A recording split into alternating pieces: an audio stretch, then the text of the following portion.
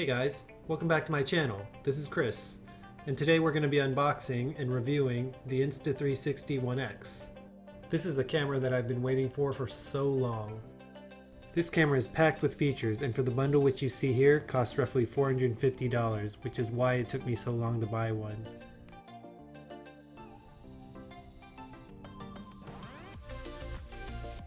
A number of the features that the camera can do are listed on the side of the box. However, these are not all of the features. There's just a ton that this camera can do. This camera does 5.7K video and takes photos at 18 megapixels. It's got state-of-the-art flow state stabilization, which I admit does an amazing job producing smooth and frictionless content, as you'll see later in this video.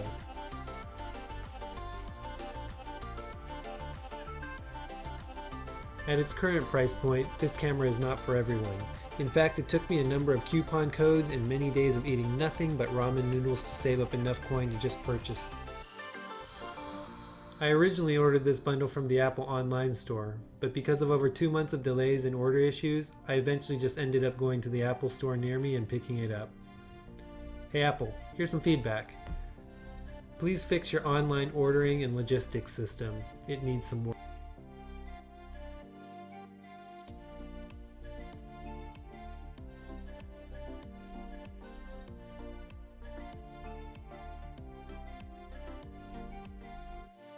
With the bundle, you get two 3.8 lithium-ion rechargeable batteries, which means roughly 60 minutes of non-stop shooting at 5.7K resolution for each of the batteries.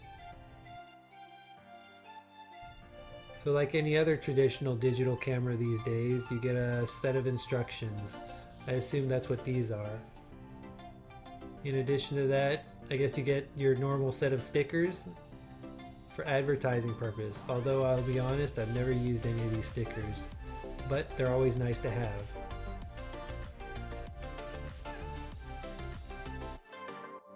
This 360-degree camera captures video at 5.7K and photos at 18 megapixels, which is probably one of the best resolutions out of all digital action cameras today.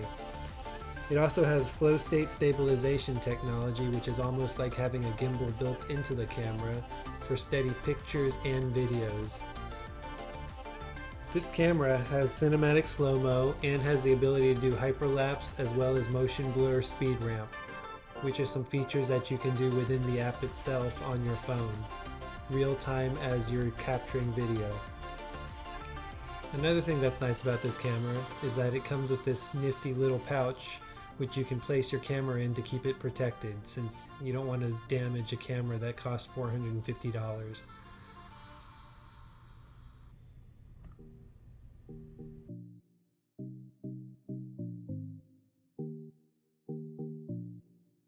This bundle also comes with an assortment of cables, so you can connect this camera to any PC, laptop, or any assortment of phones, whether it's iOS based or Android based.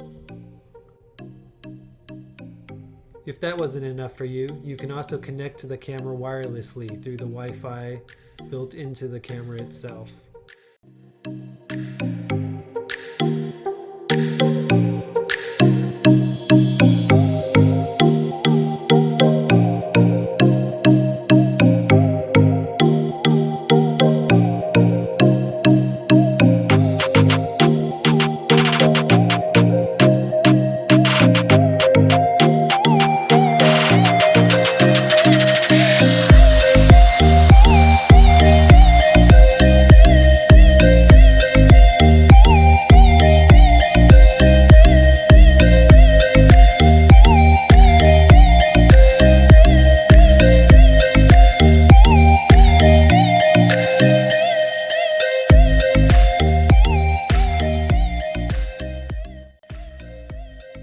This bundle also comes with a short selfie stick that feels very durable and can also be used as a short tripod. There's two connectors on it, one so you can mount the camera vertically and one so you can mount the camera horizontally.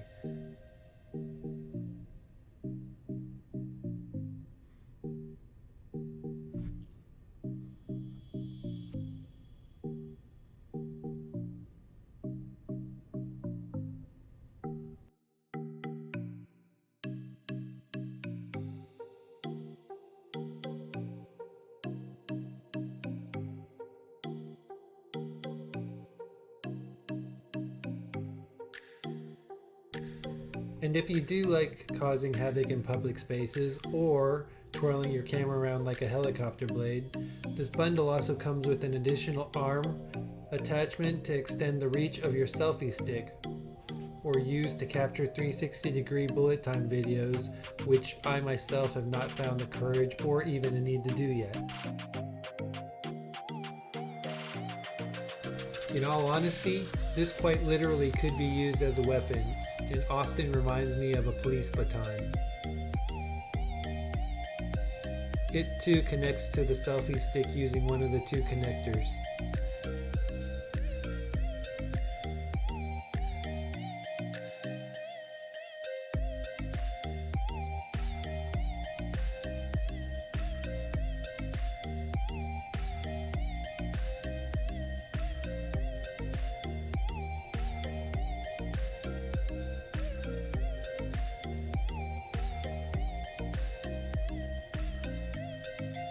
It's almost like a pair of nunchucks.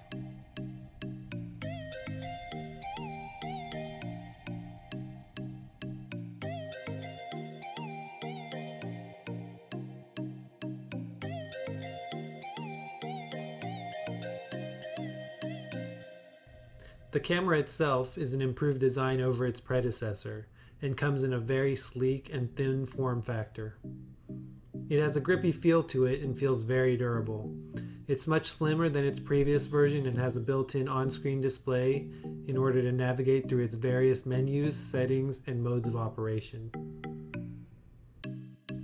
There's a connector on the bottom of the camera that allows you to connect it directly to the selfie stick or any standard tripod for that matter.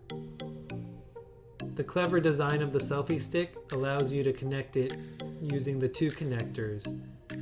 So for those vloggers out there, this works perfectly.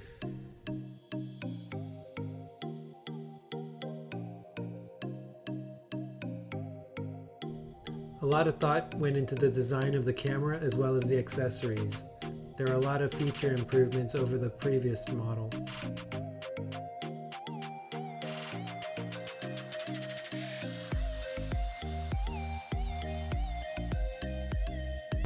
Unlike the previous model, you can control and make changes to the settings on the camera itself using the two buttons on the device.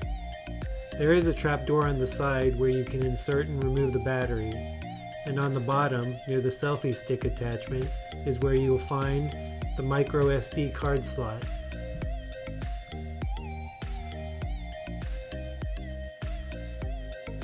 Coming up, I'll share with you some of the footage I shot and quickly edited using the Insta360 One X camera during my recent trip in New York.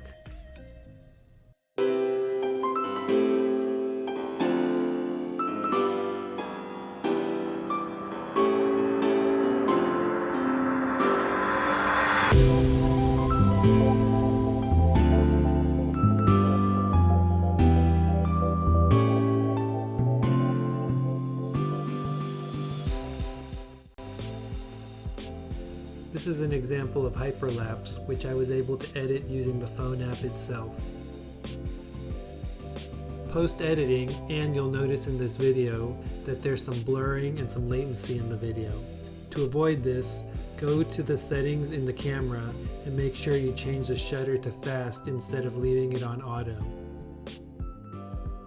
In low light conditions, the Insta360 One X defaults to a slow shutter speed in order to use a lower ISO to reduce noise.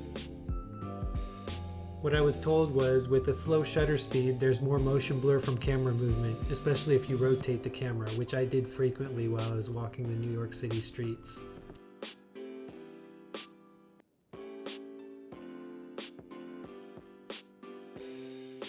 You'll also want to buy a better SD card and not use the one that came with the manufacturer, especially if you're shooting anything 4K or higher.